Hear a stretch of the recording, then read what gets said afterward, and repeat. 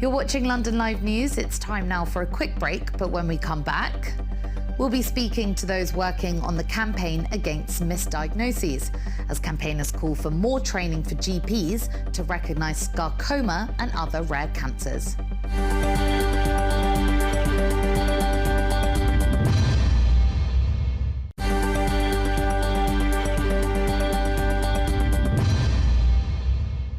Welcome back to London Live News. Now to this story.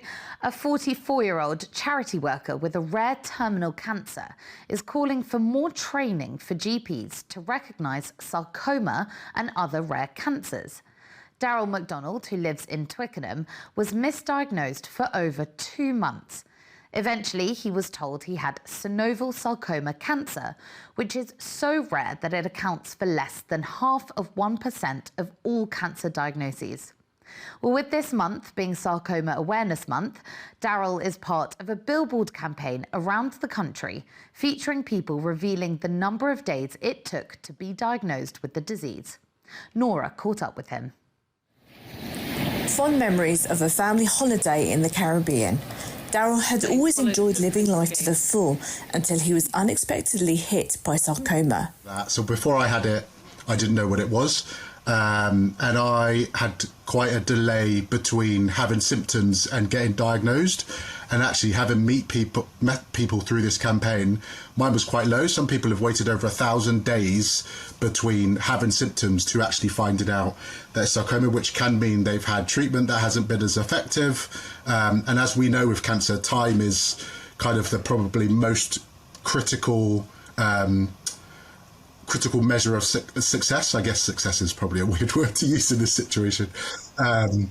But earlier diagnosis and earlier treatment seems to lead to better outcomes.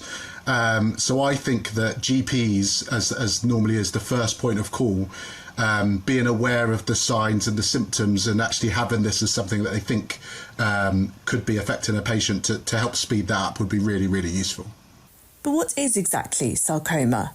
So sarcoma basically are cancers of the bits and pieces that put us together.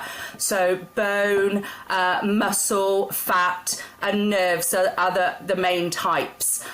We've got over 200 different subtypes of sarcoma, and what we really need to do is make sure that people are just aware of it, really, so that if they've got any worrying lumps or any symptoms, then they get them checked out. Once I was actually tested properly and diagnosed, they found it had already spread to my lungs, which is what the metastasis. And then I kept saying, I've got these other symptoms that I'm a bit concerned about.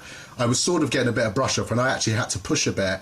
And ultimately ended up asking for an MRI, which I had, 3 or 4 weeks later. And they found out it had also spread to my brain as well. So there is a piece in there where actually if it was caught a bit earlier, maybe some of those spreads wouldn't have happened, and that's the bit that really makes it really shortens your odds. The odds aren't zero, but that's once it starts spreading, that's when you kind of get a problem. How can you change the mindset of people who don't have cancer when they react to people who do have cancer?